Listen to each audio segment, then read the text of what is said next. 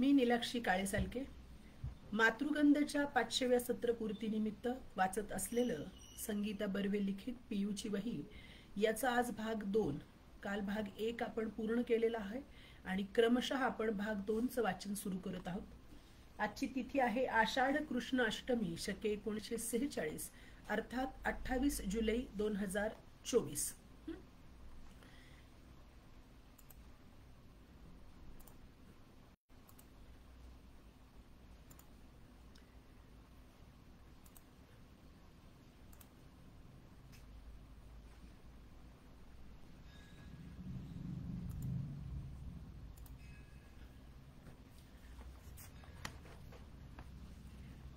28 जुलै आहे आणि आपल्याला सुरुवात करायची 28 जून 2016 पासून. तर कालची पीयू आवडलीच असेल सगळ्यांना. तिची रंगवलेली खिडकी, तिचं सुरवंटाचं झालेलं फुलपाखरू आणि तिच्या बऱ्याच काही गमती जमती. किती जण लिहायला यातून प्रेरित होणार आहेत ते आपण पाहणारच आहोत. तर आजचं सत्र झाल्यावर सगळ्यांना विनंती आहे, या पूर्ण पुस्तक वाचनाबद्दल आपल्याला काय वाटलं, इथून आपल्या लिखाणाची सुरुवात आपण करणार आहोत, जे तुम्ही मला आज संध्याकाळपर्यंत पाठवायचे. 28 जून 2016 मंगळवार. मी फुलपाखरू झाले तर असा निबंध लिहून आणा, बाई जोरात म्हणाल्या. बापरे, मी रुचाकडे पाहिलं. रुचाने दोन्ही हात हवेत पसरवून डोळे मिचकावत बसल्या बसल्या उडून दाखवलं. बाई तरी काय, काहीही लिहायला सांगतात. जर मी आहे तर मी फुलपाखरू कशी होईल? आणि समजा झालेच फुलपाखरू, तर हा निबंध कसा लिहिता येईल? ही शंका मी सायलीला विचारली तर ती म्हणाली, असं काही कुणी खरंखुरं फुलपाखरू नसतं होत. आयडियाची कल्पना करायची असते आणि ती फळ्यावरचा अभ्यास उतरवून घेऊ लागली. माझ्या मनात मात्र आयडियाच्या कल्पना येऊ लागल्या. मी मुंगी झाले तर, मी हत्ती झाले तर, मी गाढव झाले तर, मी साप झाले तर, मी सिंह झाले तर, असे अनेक तर माझ्या डोक्यात येऊ लागले. पण बाईंनी तर मी फुलपाखरू झाले तर असा निबंध लिहून आणायला सांगितलाय. मग आपण मुंगी तर हत्ती तर असं काय करत बसलोय असं मला वाटलं. पण मला माझ्या मनात आलेल्या कल्पनाच खूप आवडल्या. मग सुरवंटाचं फुलपाखरू झालेल्या फुलपाखराचं चित्रच काढू लागले. त्याचे पंख रंगवताना मला वाटलं, मी फुलपाखरू झाले तर मलाही असे छान छान पंख असतील, पंखांवर रंगी ठिपके असतील. मी या फुलावरून त्या फुलावर उडेन. शिवाय वजनाला सुद्धा मी किती हलकी होईन. जेवाय बिवायची तर बातच सोडा.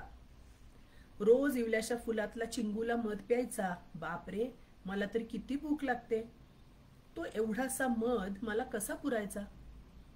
शिवाय मी कितीतरी वेळा फुलामध्ये डोकावून पाहिलंय. तो मध काही मला कधी दिसला नाही. मग फुलपाखरू झाल्यावर तो कसा दिसायचा? मग मात्र माझ्या मनात फारच भयानक विचार येऊ लागले. कारण मागे एकदा आमच्या बागेतलं एक फुलपाखरू मीच पकडलं होतं. आपण फुलपाखरू पाळू असा विचार त्या दिवशी मी केला आणि चिमटीत धरून त्याला घरात आणलं. सगळ्या खिडक्या बंद केल्या, दार बंद केलं आणि मग खोलीत त्याला सोडून दिलं. ते पटकन उडून भिंतीवर बसलं. पण चिमटीत धरलं तिथला त्याचा रंगच गेला होता आणि तो माझ्या बोटांना लागला होता. धुतलेल्या नव्या फ्रॉकचा रंग उडाला की तो कसा दिसतो तसे फुलपाखराचे पंख दिसत होते. ते शांतपणे भिंतीवर बसलं होतं. त्याच्याकडे बघत बसण्याचा मलाच कंटाळा आला. म्हणून मी खेळायला बाहेरच निघून गेले. खूप वेळाने घरी आली तर काय, पंख पसरून ते तिथेच बसलेलं. बापरे, एकाच जागी इतका वेळ मी सुद्धा बसू शकणार नाही. फुलपाखरू झाल्यानंतर मला सुद्धा असंच कोणी पकडलं तर? माझ्या पंखांवरचा रंग गेला तर? माझा पंखच तुटला तर? शिवाय भिंतीवर एकाच जागी शांत बसून राहावं लागलं तर? तासनतास? पण याचा सगळ्यात जास्त आनंद आईलाच होईल. ती म्हणेल, बरं झाले ही फुलपाखरू झाली ते, एरवी 10 मिनिटं एका जागी शांत बसायची नाही. म्हणजे ते एवढंसं फुलपाखरू होण्यासाठी मला बऱ्याच गोष्टींची तयारी करावी लागणार. मुख्य म्हणजे नीट उडता यायला पाहिजे. इथे आम्हाला धड चालता येत नाही. 10 ठिकाणी धडकते. चांगले 2 डोळे, 2 पाय दिलेत ना देवाने, त्याचा नीट उपयोग करायला शिका. आमचे आईसाहेब नेहमी आम्हाला म्हणत असतात, शाळा सुटल्यावर घरी गेल्या गेल्या आधी उडायची प्रॅक्टिस करायची. असं मी मनाशी तेव्हाच ठरवलं. रुच्याकडे एकच मिनिट.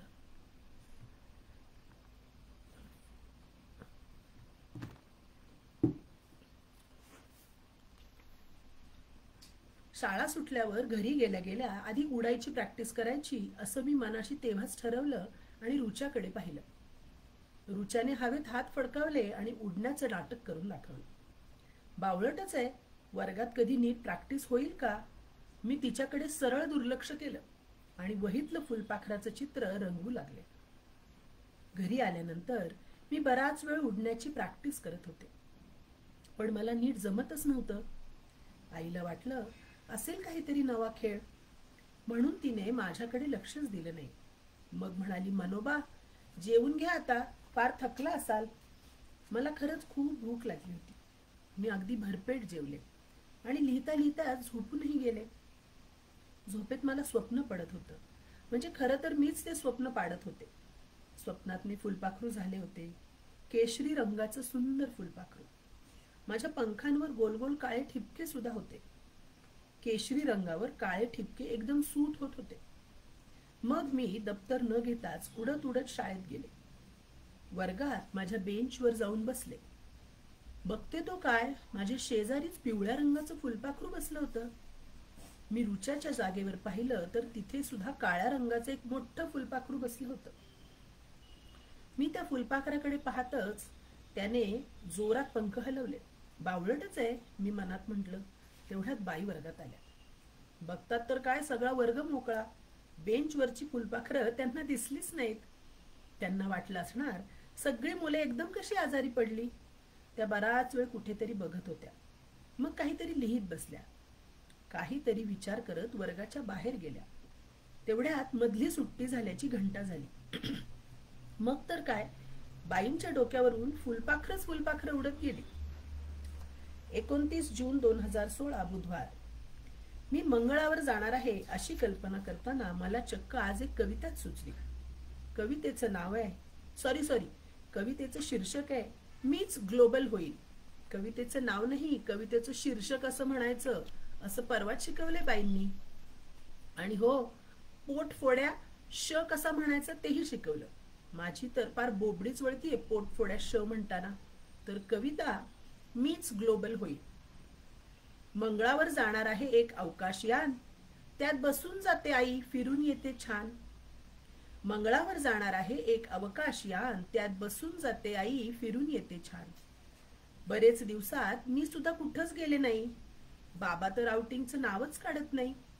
बरेच दिवसात मी सुद्धा कुठंच गेले नाही. बाबा तर आउटिंगचं नावच काढत नाही. भारी कंटाळा आलाय मला पृथ्वीवरती राहून. अचाट गर्दी, अफाट प्रदूषण, बेफाट कचरा पाहून. भारी कंटाळा आलाय मला पृथ्वीवरती राहून. अचाट गर्दी, अफाट प्रदूषण, बेफाट कचरा पाहून. मंगळावर माती आहे, पाणी आहे, आणखी काय हवं. गुलाबाचं रोप तिथे लावून येते नवं. मंगळावर माती आहे, पाणी आहे, आणखी काय हवं. गुलाबाचं रोप तिथे लावून येते नवं. आधीच मंगळ लाल, त्यात गुलाब लाले लाल. तिथे करीन शेती आणि इथे टाकीन मॉल. आधीच मंगळ लाल, त्यात गुलाब लाले लाल. तिथे करीन शेती आणि इथे टाकीन मॉल. येत्या सुट्टीत खरंच आई मंगळावर मी जाईन. अभिमान वाटेल तुला जेव्हा मीच ग्लोबल होईल. येत्या सुट्टीत खरंच आई मंगळावर मी जाईन. अभिमान वाटेल तुला जेव्हा मीच ग्लोबल होईल. इतकं काय काय मला वाटत होतं आणि बाई मात्र निबंध लिहायला सांगत होत्या. मी पक्षी झाले तर, न मी झाड झाले तर, न मी फुलपाखरू झाले तर, शा पंकस. मग आपण कल्पना चावला, सुनीता विल्यम सारख्या होऊ का, असा फार मोठा विचार माझ्या मनात आला. पण आपण कल्पना करून मंगळावर जाऊ शकतोच की कवितेतून, याचा मला फार म्हणजे फार आनंद झाला. 30 जून 2016 गुरुवार.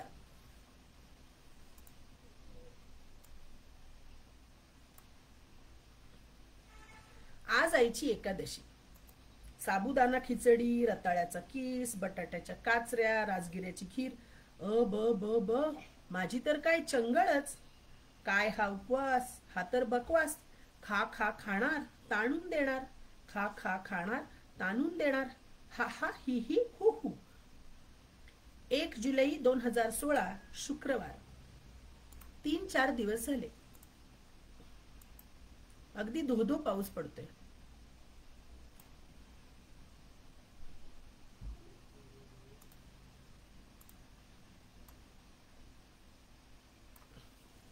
शाळेला जायच्या वेळेला पाऊस, शाळा सुटल्यावर सुद्धा पाऊसच पाऊस. रस्ते तर पाण्याने भरून वाहत आहेत. रेनकोट, रंगीत छत्र्या यांची नुसती झुंबड उडाली आहे. सारखा पाऊस, त्यामुळे कुठेही जाता येत नाहीये. दारं खिडक्या लावायच्या आणि चुप्प बसायचं.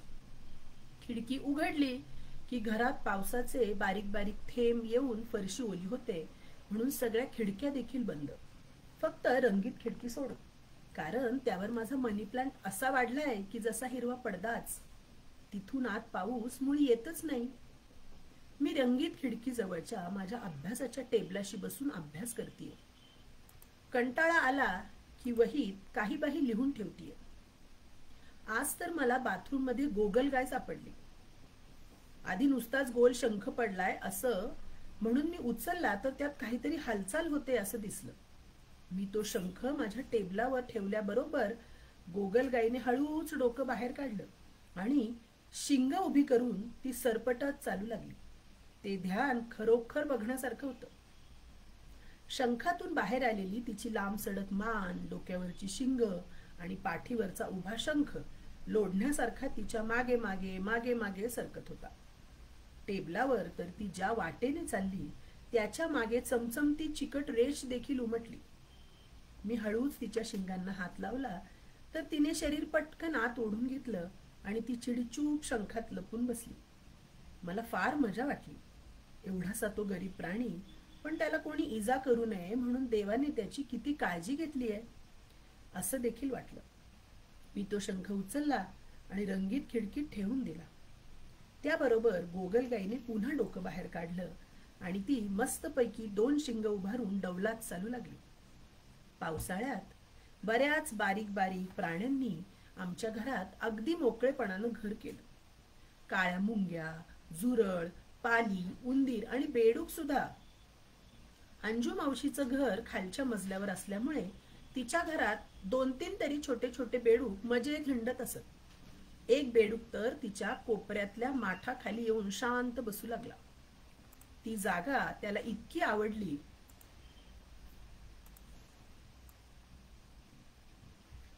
की कितीही हाकललं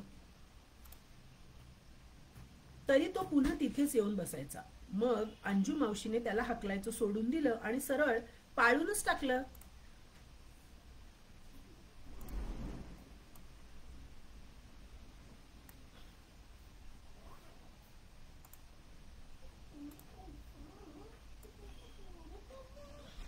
तेव्हापासून अंजू मावशीने पाळलेल्या बेडकाला आम्ही टिकोजीराव म्हणू लागलो. कारण तासन तास तो त्या जागेवरून हलतच नसे. काल तर अंजू मावशीच्या पलंगाखाली हातभर लांबीचा साप निघाला.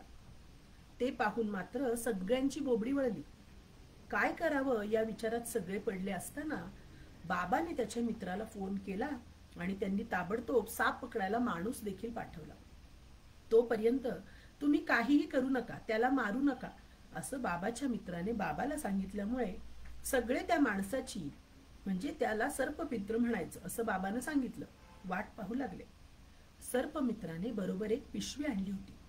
आम्ही सगळेजण त्याच्या मागोमाग खोलीत गेलो आणि तो साप कसा पकडतोय ते पाहू लागलो.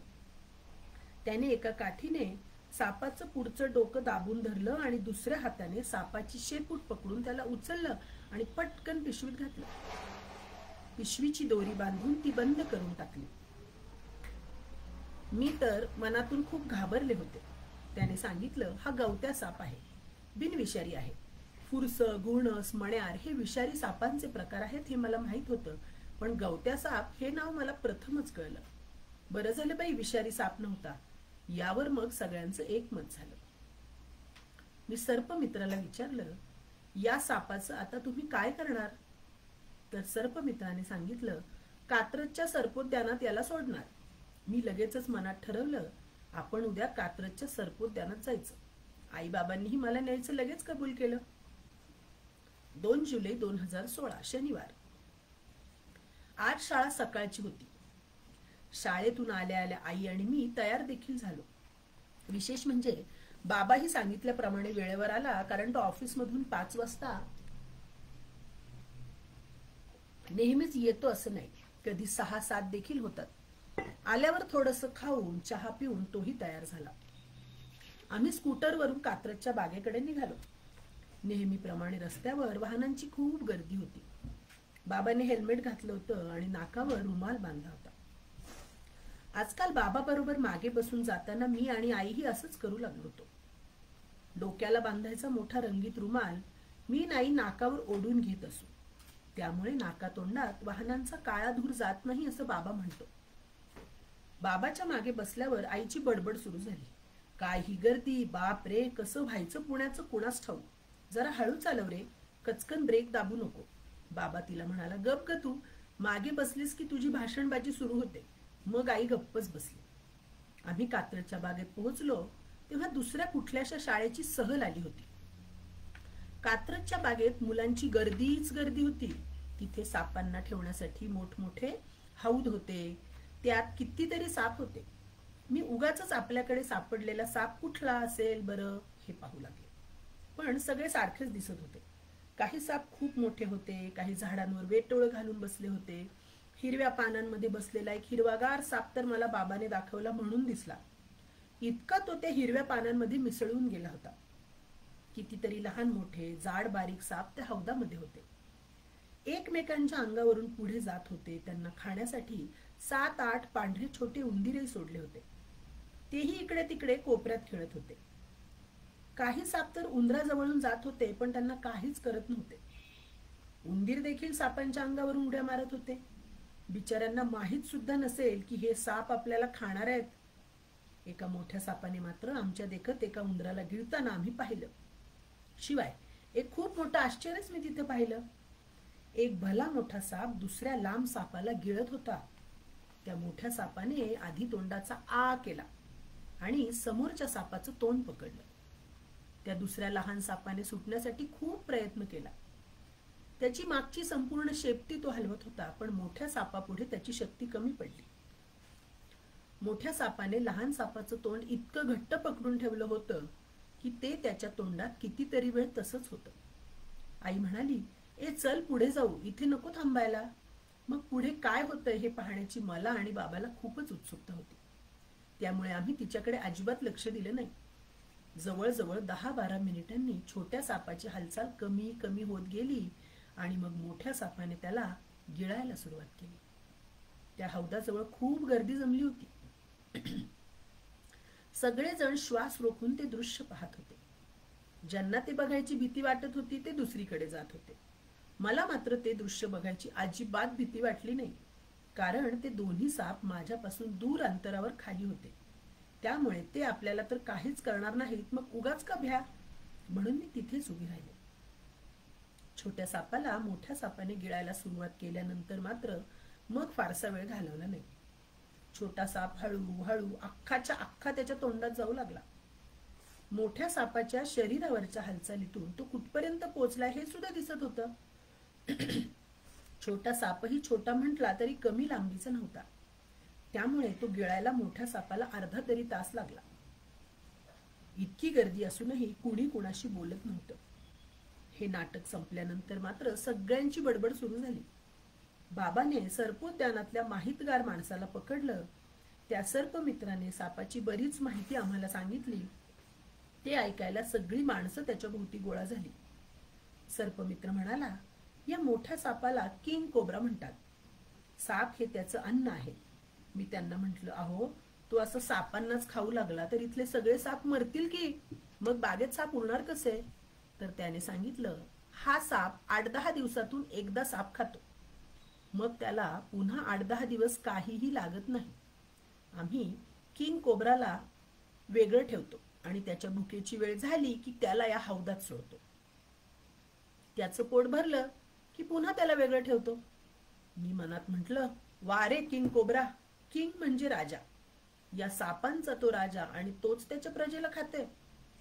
मग मनातल्या मनात मी एक म्हण तयार केली, राजा खाई प्रजा. ती मी बाबाला सांगितली. तर बाबा म्हणाला, असंच असतं जगात. मोठा मासा नेहमीच छोट्या माशाला खातो. मग त्याने मला त्याचा अर्थही समजावून सांगितला. मग तर मी मनाशी ठरवलं की आपण जर मोठेपणी मोठा मासा झालो तर अजिबात छोट्या माशाला खायचं नाही. सर्पमित्राने नुकतीच जन्मलेली दुसऱ्या एका बिनविषारी सापाची 2 छोटी छोटी पिलंही आम्हाला दाखवली. ती अगदी माझ्या करंगळी एवढी लांब आणि खूपच पातळ होती. बाबाने त्या दोन्ही पिलांना एकाच वेळी तळहातावर घेतलं. मला मात्र भीती वाटली. तेवढ्यात तिथे आणखी एक सर्पमित्र आला. त्याच्याकडे एक पिशवी होती. ती पिशवी सोडून त्यातले साप तो हौदात टाकू लागला. पिशवीत कितीतरी साप होते आणि तो सर्पमित्र अगदी सहज वस्तू उचलावी तसा एक एक साप उचलून हौदात टाकत होता. बाबाने विचारल्यावर बाबाच्या हातात देखील त्याने त्यातला एक साप काढून दिला. बाबाने त्या सापाला हातात घेतल्यावर आईची तर अगदी घाबरगुंडी उडाली. मी तर बाबावर ओरडूच लागले, बाबा त्या सापाला लवकर खाली टाक, नाही तर त्या माणसाकडे तरी देऊन टाक. बाबा दे ना, चावेल ना तो. बाबाने त्या सर्पमित्राने सांगितल्याप्रमाणे सापाला नीट हातात धरलं होतं. बाबाने आईला विचारलं, घेतीये का हातात? आई ई म्हणून लांब पळाली. त्यांच्या या सगळ्या खेळात माझा चाललेला गोंधळ आणि आरडाओरडा पाहून बाबाने सापाला त्या सर्पमित्राकडे दिलं. मगच माझा आरडाओरडा थांबला. 3 जुलै 2016 रविवार. आभाळ पुन्हा भरून आलं होतं. अजून रात्रच आहे की काय असं वाटत होतं, पण सकाळचे 5:30 वाजले होते. सूर्यदेव उगवायचा प्रयत्न करत होते, मात्र त्यांच्या प्रयत्नांना यश येत नव्हतं. पूर्व दिशेचा एक ढग मात्र चमकत होता. काळ्या साडीला जणू काही जरीची किनार लावली असं वाटत होतं. त्या ढगाच्या मागे सूर्यदेव लपून बसले होते. मधूनच ते थोडंसं दर्शन द्यायचे आणि पुन्हा अदृश्य व्हायचे. अशी मजेची लपाछपी सुरू होती. आकाशात अनेक काळे पांढरे ढग तरंगत होते. वाऱ्यावर वाहत बुरुबुरु पळत होते. लोकरीचा पांढरा शुभ्र स्वेटर घातलेल्या मेंढ्यासारखे काही ढग होते. एक ढग मात्र काळा कुट्ट आणि हत्तीसारखा जाडजूड होता. तो हळूहळू आमच्या डोंगराकडे सरकत होता. खरं तर सुट्टीचे दिवसही संपले होते. जुलै सुरू झालेला. आई म्हणाली, पावसाचा भरवसा नाही, पण आम्हाला पाऊसच पाहायचा होता, आणि तो देखील डोंगरावरून, घरातल्या खिडकीत बसून नाही. आम्ही आपापल्या आयांना तसं सांगितलं सुद्धा, पण जाऊ नका असं आमच्यापैकी कुणाचीच आई म्हणाली नाही, कारण आमच्या ग्रुपचं नाव ब्रेव ग्रुप होतं. या सुट्टीतच आम्ही आमच्या ग्रुपला नाव दिलं होतं, निसर्ग ग्रुपचा आदर्श. त्यांना डोंगरावर किंवा टेकडीवर भेटलेला निसर्ग ग्रुप होता ना, त्याच्यानुसार त्यांनी आपल्या ग्रुपलाही नाव ठेवलं होतं. सुट्टीत रोज पहाटे उठून टेकडीवर फिरायला जाणं, नवनवीन वाटा शोधून काढणं, झाडं, पानं, फुलं यांचं निरीक्षण करणं, पक्षी पाहणं, काय काय पाहिलं, काय काय केलं हे रात्री झोपण्यापूर्वी वहीत लिहून ठेवणं, अशा कितीतरी सुंदर गोष्टी मी करत होते. बरोबर 6 वाजता ठरलेल्या जागी सर्वजण आले. मग आम्ही डोंगरावर आलो. प्रत्येकाच्या हातात झाडाच्या वाळलेल्या लांब काठ्या होत्या. डोंगराखालच्या झाडाखाली अशा कितीतरी काठ्या पडलेल्या होत्या. प्रत्येकाच्या पाठीवर सॅक होती, त्यात खाऊचा डबा आणि पाण्याची बाटली. आम्ही खरोखरच ब्रेव ग्रुपचे शूर सभासद वाटत होतो. शिवाय फिरायला जाणारे येणारे आमच्याकडे कौतुकाने पाहत होते. पियू, तो काळा कुट्ट ढग बघ किती डोंगराजवळ येतोय. रात्रच वाटतेय नाही, आदित्य म्हणाला. तो आमच्या ग्रुपमध्ये सर्वात लहान म्हणजे 4थीत होता. नेहा सर्वात मोठी होती. ती यावर्षी 10वीत गेली होती आणि आमच्या ग्रुपची लीडर होती. ती म्हणाली, काळ्या ढगाला मेघ असंही म्हणतात. त्याच्या पोटात पाऊस असतो म्हणून तो जड झालेला असतो, म्हणून हत्तीसारखा हळू हळू पुढे पुढे सरकतो. हत्ती काय सरकत चालतो काय? गुड्डी म्हणाली. त्यावर मी तिला समजावून सांगितलं की अगदी शब्दशः अर्थ नसतो घ्यायचा, कल्पना असतात अशा. कविता वाचत जा म्हणजे समजेल.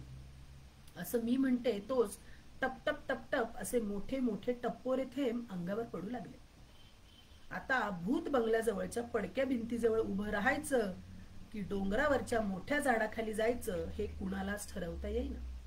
पण मग समोरच्या मोठ्या गुलमोहराच्या झाडाखाली उभं राहू आणि नंतर भिजू असं ठरलं. आणि झाडापर्यंत जाता जाताच चिक्कार भिजलो. पावसात झाडाखाली कधी उभं राहू नये, वीज पडण्याची शक्यता असते. झाडाखाली उभं राहिल्यावर अमेय म्हणाला. त्यावर नेहा म्हणाली, लगेच काही आपल्याच झाडावर वीज पडणार नाही.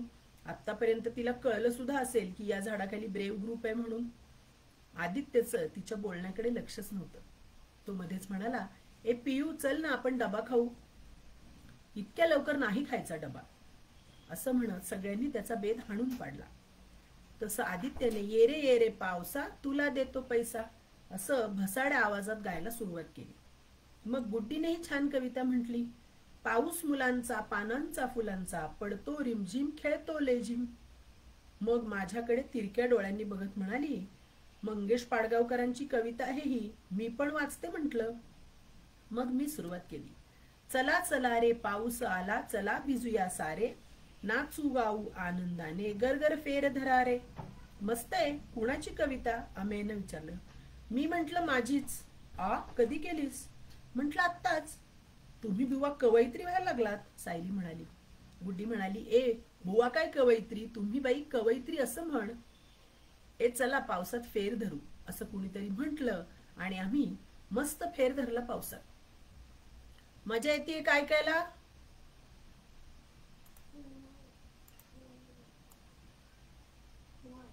बर, हरकत नाही. आता म्यूट वर जा परत. 4 जुलै 2016 सोमवार. आज फार वाईट घटना घडली. आमचा हिरू देवाघरी गेला. हिरू काही दिवसांपासून आजारी होता. तो सारखा एकाच जागी बसून असे. जिन्यावरून हळूहळू चालत वर येत असे आणि थोडा जरी चालला तरी धापा टाकत असे. हिरू 13 वर्षांचा होता, म्हणजे जवळजवळ माझ्या वयाचा. 1.5 महिन्याचा होता तेव्हा बाबाने पिशवीत घालून घरी आणला. तेव्हापासून तो आमच्या घरातील एक घटक झाला होता. पांढऱ्या शुभ्र केसांचा पॉमेरियन जातीचा हिरू खूपच देखणा दिसत असे. त्याचे डोळेही नेहमी काजळ घातल्यासारखे पाणीदार दिसत असत. बाबा त्याला दर रविवारी न चुकता मोठ्या प्रेमाने आंघोळ घालत असे. हिरूलाही बाबाच्या हातून आंघोळ करायला आवडत असे. बाबा आंघोळ घालताना कायम त्याच्याशी बोलत असे. काय हिरू, कुठे गेला होतास लोळायला? किती घाण झालास. आता मी आंघोळच घालणार नाही तुला पुढच्या रविवारी. बाजूला कोपऱ्यात हो. आता डोकं पुढे कर, असं बोलत असे. हिरूही त्याला सगळं समजतंय अशा थाटात शांतपणे सगळं करून घेत असे. हिरूचा वेगळा टॉवेल खुंटीला लावलेला असे. अंघोळ झाल्यावर बाबा हिरूला चांगलं पुसून काढत असे आणि बाहेर पाठवत असे. मग स्वतः अंघोळ करून बाहेर येत असे. तोपर्यंत व्हरांड्यात उन्हात बसून हिरू आपलं अंग सुकवत असे. बाबा त्यावेळी कौतुकाने हिरूकडे पाहत असे, कारण अंघोळ झाल्यावर तो खूपच शुभ्र आणि देखणा दिसत असे. त्याचे केस चमकत असत. मग बाबा हिरूचे केस खास त्याच्यासाठी ठेवलेल्या कंगव्याने विंचरत असे. आई तर हिरूला सवय आहे ना ती माझी असं म्हणायची. बाबा म्हणायचा, अगं मुलगा आहे तो तुझा. बाबा हिरूचे जास्त लाड करतो हे तिला फारसं आवडत नसे. त्याच्यासाठी रोज तिला कितीतरी जाड जाड पोळ्या कराव्या लागायच्या. मग हिरूच्या भांड्यात त्या कुस्करून घालून ती त्याच्या पुढे ठेवायची आणि म्हणायची, गिळा. हिरूला हेही वाक्य चांगलं वाटायचं, कारण तो तत्परतेनं पुढं व्हायचा आणि सगळं गिळायचा. हिरूचं आमच्या सगळ्यांवर खूप प्रेम होतं. बाबावर तर होतच होतं, पण बाबा आईला मारण्याचं खोटं खोटं नाटक करू लागला की तो जोर जोरात बाबावर भुंकायचा. जणू काय त्याच्यावर रागवायचाच. आई डोळ्यांवर हात ठेवून ऊ करून खोटं खोटं रडू लागली की तिच्या जवळ जाऊन तिच्या गुडघ्यावर डोकं उभं करून तिला समजवायचा. आमच्याकडे कोणी आलं की हिरू किती हुशार आहे, त्याला किती समजतं हे दाखवण्यासाठी आई बाबा एकदा तरी हे नाटक करायचेच. मग आलेला माणूसही अरे केवढं कळतं याला असं म्हणून त्याचं कौतुक करत असे. खरं तर हिरू घरात आलेल्या त्या माणसावर खूप भुंकलेला असायचा आणि तो माणूस बिचकत घरात आलेला असायचा. पण एकदा हा माणूस आहे हे कळलं किंवा एकदा हा माणूस आपला आहे असं कळलं की हिरू त्याला काही करायचं नाही. कधी कधी हिरू दिवसभर घरातून गायब व्हायचा. बाबा ऑफिसमध्ये गेलेला असायचा. मग आई त्याला शोधायला जायची. स्वारी कुठल्या तरी गल्लीत मैत्रिणीला भेटायला गेलेली असायची. आई बाबा यायच्या आत साखळी लावून त्याला घरी आणायची आणि बदडून काढायची. हिरू त्यावेळी खरं खरं रडायचा. बाबा तेव्हा मात्र आईला खरं खरं रागवायचा. हिरूला मारलेलं त्याला अजिबात आवडत नसे. मग आईलाही त्रास होत असे. कॉलनीतल्या बायका तर आईला हिरूची आई म्हणून हाक मारायच्या. बाबा हिरूला म्हणायचा, अरे तुझी आई म्हणजे फणस आहे, फणस. 5 जुलै 2016 मंगळवार. हिरूने 5-6 दिवस अन्न पाणी सोडलं होतं. तो नुसता झोपून राहत होता. थोडीफार हालचाल करायचा आणि कणायचा. बाबा आणि मी त्याला रिक्षात घालून प्रज्ञा मावशीच्या दवाखान्यात घेऊन गेलो. प्रज्ञा मावशीने हिरूच्या पायात सुई घालून सलाईन लावलं. पण तिथेही त्याने गडबड केली नाही. टेबलावर सलाईन संपेपर्यंत शांत होता. मला हिरूची खूप दया आली. तो पुढच्या दोन्ही पायात मान ठेवून निजून राहिला. आमची प्रज्ञा मावशी प्राण्यांची डॉक्टर आहे. तिने थोडी औषधं लिहून दिली, पण सांगितलं की आता हा काही दिवसांचाच सोबती आहे, त्याला फारसं काही करता येणार नाही. तिने असं सांगताच माझ्या डोळ्यात पाणी आलं. बाबाही खूप उदास झाला. मी तर शाळेतून आले की आधी हिरू कसा आहे ते पाहत होते. त्याच्या डोक्यावरून हात फिरवत होते, पण तो नेहमीसारखा लाडात येऊन कुई कुई करून उड्या मात्र मारत नव्हता. मात्र मी त्याच्या डोक्यावरून हात फिरवतीये हे त्याला बरोबर कळायचं. त्याच्या डोळ्यातून मला ते समजत होतं. कालपासून तर तो सारखा कणत होता. त्याच्या डोळ्यातून एकसारखं पाणी वाहत होतं. आम्ही सारेजण त्याच्या अवतीभोवती होतो. बाबा तर हिरू बेटा, हिरू राजा, बरं वाटेल हा तुला आता, असं म्हणत दिवसभर फक्त त्याच्याशीच बोलत होता. काल तो ऑफिसमध्ये गेला होता, पण लक्ष लागत नाही म्हणून अर्धी सुट्टी काढून परत आला होता. आज तर दिवसभराची सुट्टी काढली होती. मी सुद्धा शाळेला दांडी मारली होती. हिरू सारखा आपल्या डोळ्यांसमोर राहावा म्हणून बाबा त्याच्या समोरच खुर्ची टाकून वाचत बसला होता. मध्येच तो उठे, हिरूच्या डोक्यावर थोपटे आणि पुन्हा खुर्चीत जाऊन बसत होता. मी आणि आई हिरूवर सारखं लक्ष ठेवत होतो. मी हिरूच्या प्यायच्या भांड्यात पाणी ओतलं, पण त्याने त्याकडे पाहिलंही नाही. आमची सगळ्यांची दुपारची जेवणं कशीबशी उरकली. आम्ही नेहमी टेबलाभोवती जेवायला बसतो, पण आज बैठकीच्या खोलीतच हातात ताटं घेऊन जेवलो. मी लिहित बसले होते. आई ओटा आवरत होती. बाबा खुर्चीवर बसला होता. अचानक हिरू उठून उभा राहिला. आम्ही सगळेच आश्चर्यचकित झालो. बाबाला तर खूप आनंद झाला. बाबा खुर्चीतून उठू लागला तेवढ्यात हिरू भेलकांडत त्याच्याजवळ आला. बाबा खाली मांडी घालून बसला. हिरू लाडात आला की नेहमी त्याच्या मांडीवर डोकं ठेवायचा आणि खूप लाड करून घ्यायचा. आजही बाबा मांडी घालून बसताच हिरूने डोकं त्याच्या मांडीवर ठेवलं. बाबाच्या डोळ्यात पाणीच आलं. बाबाने हिरूला थोपटायला सुरुवात केली आणि अगदी काही सेकंदातच हिरूने पाय लांब केले. त्याच्या तोंडातून लाळ गळती असं वाटलं आणि काहीतरी विचित्र आवाज घशातून काढून त्याने एकदम डोळे स्थिर केले. क्षणभर आम्हाला कळलंच नाही. बाबाला कल्पना आली. बाबाने त्याला थोडंसं हलवताच त्याची मान कलंडली आणि हिरू गेल्याचं आमच्या लक्षात आलं. बाबाने हिरू अशी हाक मारून रडायलाच सुरुवात केली. मलाही खूप रडू येऊ लागलं. मी बाबाजवळ गेले आणि त्याच्या गळ्यात पडून रडू लागले. बाबा म्हणाले, पियू, आपला हिरू आपल्याला सोडून गेला ग. किती प्रेम केलं त्याने आपल्यावर. बघ कसा अगदी शेवटच्या क्षणी माझ्या मांडीवर गेला. कसं कळलं त्या मुक्या प्राण्याला. बाबाच्या डोळ्यातून सारखं पाणी येत होतं आणि तो सारखं बोलत होता. म्हणाला त्याच्या घशातून अगदी शेवटच्या क्षणी आवाज आला तेव्हाच मी ओळखलं. तो जाताना माझ्याशी बोलला. म्हणाला, आता मी जातो, माझी आठवण ठेवा, असंच म्हणायचं असेल ना ग त्याला. बाबा असं बोलत होता आणि मी बाबाच्या गळ्यात पडून रडत होते. आई सुद्धा रडत होती. रडून रडून बाबाचे डोळे इतके लाल झालेले मी कधीच पाहिले नव्हते. इतके दिवस रागवणारा बाबा, हसवणारा बाबा, आमच्याशी खेळणारा बाबा मी पाहिला होता, पण रडणारा बाबा कधीच पाहिला नव्हता. हिरूच्या जाण्यापेक्षाही बाबा इतका रडतोय या गोष्टीमुळेच मी आणि आई जास्त रडू लागलो. बाबाच्या मांडीवर हिरू लोळत असायचा तेव्हा तर मला त्याचा राग सुद्धा यायचा. मी म्हणायचे, बाबा फक्त याचेच लाड करतो, मला मात्र सारखं रागवतो. मी असं म्हटलं की बाबा मला सुद्धा एका मांडीवर बसवायचा आणि दुसऱ्या मांडीवर हिरूचं डोकं ठेवायचा. आज मला सगळं आठवत होतं आणि रडू येत होतं. तुम्हाला इथे व्हिडिओमध्ये शनायाचं चिकू दिसतोय का? तिचा डॉगी दिसला का तुम्हाला सगळ्यांना? त्यांनी आपलं सत्र ऑस्ट्रेलियावरून जॉईन केलंय. सिडनीमध्ये तिचा चिकू नाही का? थांब 1 मिनिट, मी तुम्हाला पिन करून दाखवते तिचा चिकू. दिसतोय का?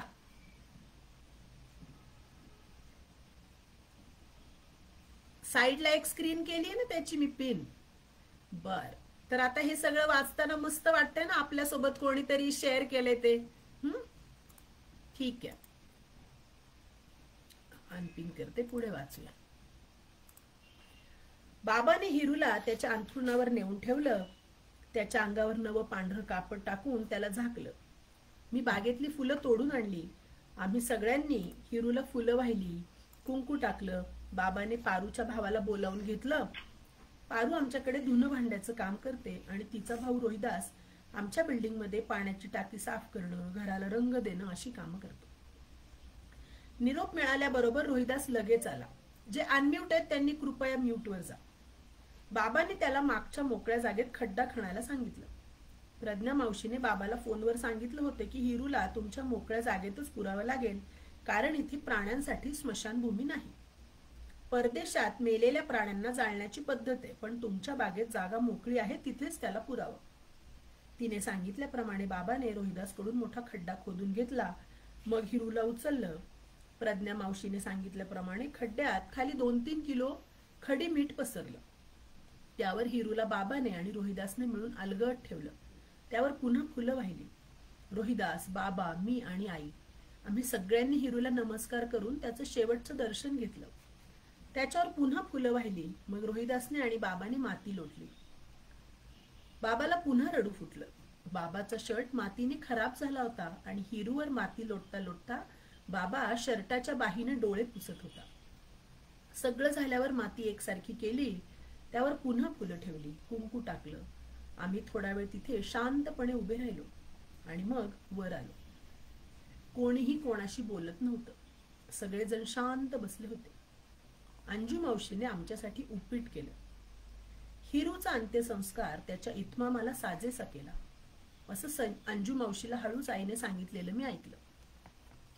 बाबाने हिरूचा फ्रेम केलेला फोटो घरात लावला, त्याला हारही घातला. आमच्याकडे हिरूचे खूप फोटो आहेत. प्रत्येक वेळेला काही कारणासाठी आम्ही फोटो काढू लागलो की एखादा तरी फोटो हिरू बरोबर असायचाच. माझा, बाबाचा आणि आईचाही फोटो हिरू बरोबर काढलेला होता. तो मी माझ्या टेबलावर ठेवला. हिरू आता आम्हाला कायमचा सोडून गेला होता.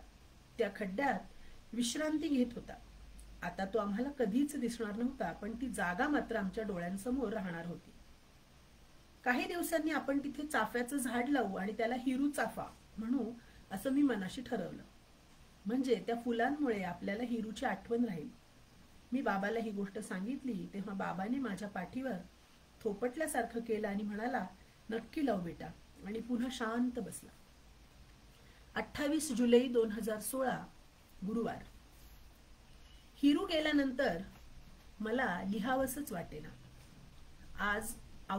आज कपाट आवरत असताना हे माझी वही पुन्हा तू भेटलीस आणि तिथेच पसाऱ्यात बसून सगळं पहिल्यापासून वाचताना लक्षात आलं की अरे किती छान छान गोष्टी लिहिल्यात मी. वहीच्या पहिल्या पानावर मी पियूची वही असं मोठ्या अक्षरात खूप वेळ गिरवत बसले. आज मला पुन्हा लिहावंसं वाटलं. या सुट्टीत मी खूप नव्या नव्या गोष्टी शिकले, खूप नव्या नव्या गोष्टी पाहिल्या.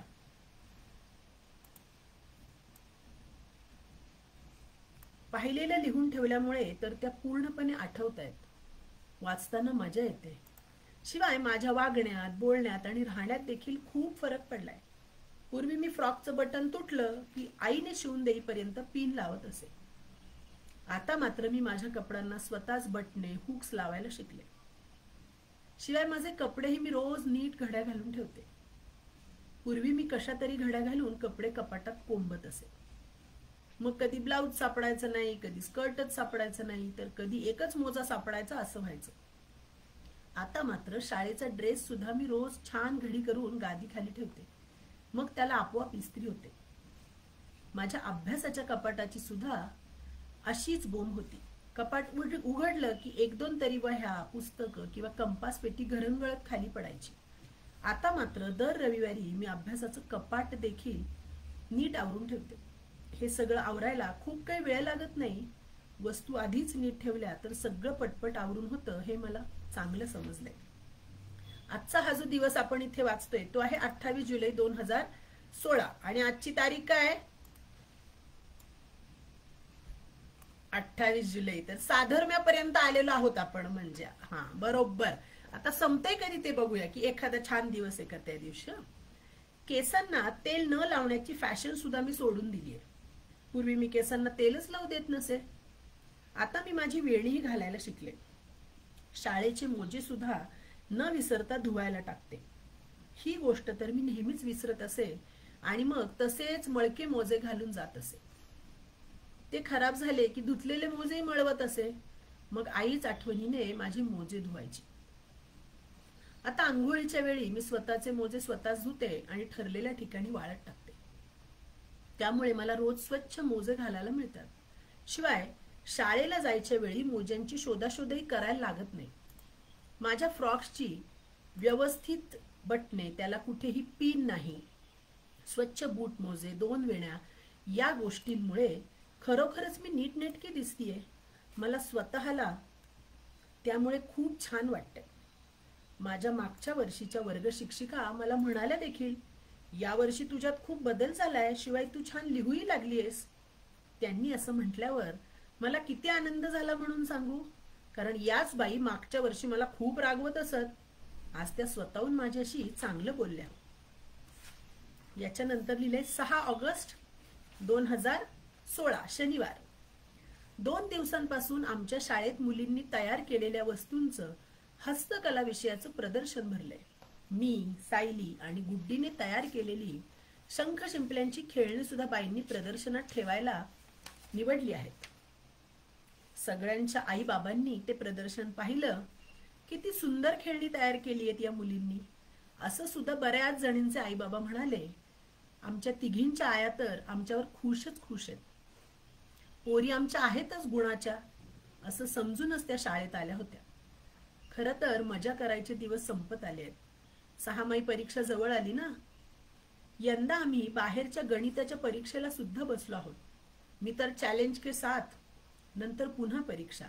खूप अभ्यास आहे बाबा, खूप अभ्यास आहे. पण डरने का नाही, आगे आगे देखो होता है क्या.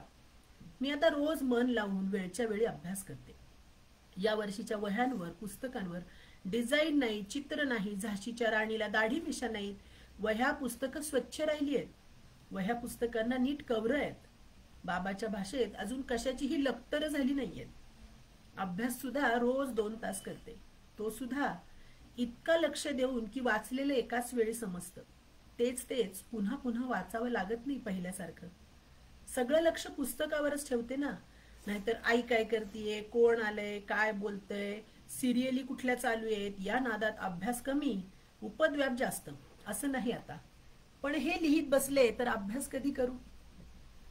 आणि या पुस्तकाच्या शेवटचा दिवस जो काही लिहिलेला आहे तिथे आपण येतोय आता. त्या दिवसाशी माझं साधर्म्य असं आपण समजूया. तो दिवस आहे 8 ऑगस्ट 2016 सोमवार. आज वर्ग चालू असताना इतिहासाच्या तासाला जगन्नाथ शिपाई वर्गात आला आणि त्याने विचारलं, प्रियांका कोण आहे. मी म्हटलं मी. तेव्हा म्हणाला, चला हेडबाईंनी ऑफिसमध्ये बोलावलं आहे. हेडबाई म्हणजे प्रिन्सिपल, मुख्याध्यापिका. सगळा वर्ग एकदम शांत झाला. बाईंपासून सगळी मुलं माझ्याकडे पाहू लागली. मला तर भीतीने कापरच भरलं. छातीत जोर जोरात धडधड होऊ लागली. मी तर काहीच केलं नाही. मग मला कसं काय बाईंनी बोलावलं. मागे एकदा माझी आणि देशमुखची मारामारी झाली होती. मी तिला जोरात ढकललं तेव्हा तिच्या कपाळाला खोक पडली होती. त्यावेळी एकदा हेडबाईंनी मला ऑफिसमध्ये बोलावून हातावर पट्ट्या मारल्या होत्या. आता तर मी काहीच केलं नव्हतं. जगन्नाथ शिपायाच्या मागोमाग ऑफिसमध्ये जाताना माझे पाय लटलट कापत होते. रडू येईल की काय असंही वाटत होतं. हेडबाई त्यांच्या जाड भिंगाचा चष्मा घालून काहीतरी वाचत होत्या. मला म्हणाल्या, हं बस समोर. आता मात्र मला घाम फुटलाय असं वाटू लागलं. पाणी प्यावं असं वाटू लागलं. बाई खाली पाहून काहीतरी वाचत होत्या. 2-3 मिनिटं त्यांनी मला तसंच बसवून ठेवलं. मी सारखी पायाची घडी इकडून तिकडे बदलत होते. ऑफिसमध्ये जाण्याची ही माझी दुसरी वेळ होती. एक आधी सांगितलेली गोष्ट की ज्यामुळे मला ऑफिसमध्ये बाईंनी बोलावून घेतलं आणि आता ही दुसरी. मग बाईंनी हळूच डोकं वर केलं आणि जाड भिंगांच्या चष्म्यातून वरून माझ्याकडे पाहिलं. त्यांचा चष्मा नाकावर घसरला होता. मी मनातल्या मनात सारखं राम राम राम राम म्हणत होते. त्या म्हणाल्या, ही वही तुझी आहे का? त्यांनी टेबला खालून माझी वही वर काढून टेबलावर ठेवली. मी म्हंटल, हो माझीच आहे. हे सगळं तू लिहिलंस? मी म्हंटल, हो बाई. सुट्टीत मी काय काय केलं ते सगळं मी वहीत लिहून ठेवलं. बोलताना सुद्धा माझं ततपप होत होतं. बाई खुर्चीवरून उठल्या आणि माझ्या जवळ आल्या. वाटलं रागावतायत की काय आता, पण म्हणाल्या, घाबरू नकोस, तू खूप छान लिहिलंयस तू हे. तुमच्या वर्ग शिक्षिका बाईंनी ही वही मला वाचायला दिली. तू असं कर, मोठ्या तावांवर हे सगळं लिहून काढ. ताव म्हणजे फुलस्केप. फुलस्केप असतात ना ते. आपण रोज 2 ताव काच फलकावर लावू. तुझ्यामुळे इतर मुलांना सुद्धा दैनंदिनी लिहिण्याची प्रेरणा मिळेल. असं म्हणून त्यांनी मला चक्क शाबासकीच दिली. मी म्हंटल, हो बाई, मी सगळं चांगल्या अक्षरात लिहीन. म्हटलं खरं, पण माझा तर या गोष्टीवर विश्वासच बसेना. मी ऑफिसमधून हातात वही घेऊन बाईंच्या समोरून बाहेर पडले आणि उड्या मारतच वर्गात गेले. मला कशा करता बोलावले याची सगळ्या वर्गाला धाकधूक वाटत होती. सायली, गुड्डीच्या चेहऱ्यावर तर फारच काळजी दिसत होती. इतिहासाच्या बाई म्हणाल्या, हं काय, यावेळी कोणता पराक्रम गाजवला? कारण त्यांना माझा मागचा पराक्रम माहित होता. मी त्यांना म्हटलं, बाई, मला मोठ्या बाईंनी ही वही लिहिल्याबद्दल शाबासकी दिली आणि मी लिहिलेलं मोठ्या तावांवर लिहून काच फलकावर लावू असं म्हणाल्या. बाईंनी ती वही चाळली आणि कौतुकाने हसल्या. मी युद्ध जिंकल्याच्या थाटात ताठ मानेने चालत माझ्या बाकावर जाऊन बसले. सायलीने तर माझा हात कितीतरी वेळ घट्ट धरूनच ठेवला. आता तर मागच्या वर्षी 24वा नंबर येऊन देखील सगळ्या मुली मला मानू लागल्या. हुशार मुलगी म्हणून माझ्याकडे पाहू लागल्या. पहिला नंबर आलेल्या चैत्रालीने देखील माझी वही वाचायला मागितली. सायली, गुड्डी तर मला चिकटून चिकटूनच राहू लागल्या. सुट्टीत माझं पाहून सायलीने देखील एका जाळीच्या कापडावर लोकरीने पर्स विणली होती आणि गुड्डीने तिच्या चित्रकलेच्या वहीत कितीतरी छान रंगीत चित्र काढली होती. आता आम्ही तिघीही अगदी खास मैत्रिणी झालो होतो. मधल्या सुट्टीत काय काय नवीन नवीन बेत आखत होतो. आता मी सगळं पांढऱ्या शुभ्र कागदांवर चांगल्या हस्ताक्षरात नीटनेटकं लिहून ठेवू लागले. रोज मधल्या सुट्टीत 2 पानं लिहून काढत होते. बाईंना नेऊन देत होते आणि ती पानं काच फलकावर टाचणीने लावत होत्या. अख्खी शाळा ते वाचत होती. मी म्हणजे आमच्या शाळेची हिरोईनच झाले होते. खूप मुली माझी ओळख स्वतःहून करून घेत होत्या. बाबाने मला खूप सुंदर पांढरा शुभ्र परी फ्रॉक घेतलाय. आईने छान छान गोष्टींची पुस्तकं आणून दिली आहेत. त्यात माझ्या आवडीचं बोक्या सातबंडे देखील आहे. मला जवळ घेऊन आई मगाशी म्हणाली, आता मात्र खरंच शाना झाला ग माझा सोन्या. बाकी आमची आई म्हणजे. आणि इथे आपलं पियूची वही या पुस्तकाचं वाचन संपलेलं आहे. काल आणि आज दोन्ही भागात जे कोणी सहभागी झाले त्या सर्वांचे मातृवंद परिवाराकडून मनपूर्वक आभार. आणि ज्यांचा एखादा भाग ऐकायचा राहिलाय तर युट्यूबची लिंक मी ग्रुपवर देईल, तुम्ही तो पूर्ण ऐकू शकता. पण मला नक्की सांगायचंय की नक्की ऐका, कारण यातून जसं बाकीच्यांना प्रेरणा मिळाली तशीच प्रेरणा तुम्हालाही मिळेल याची मला खात्री वाटते.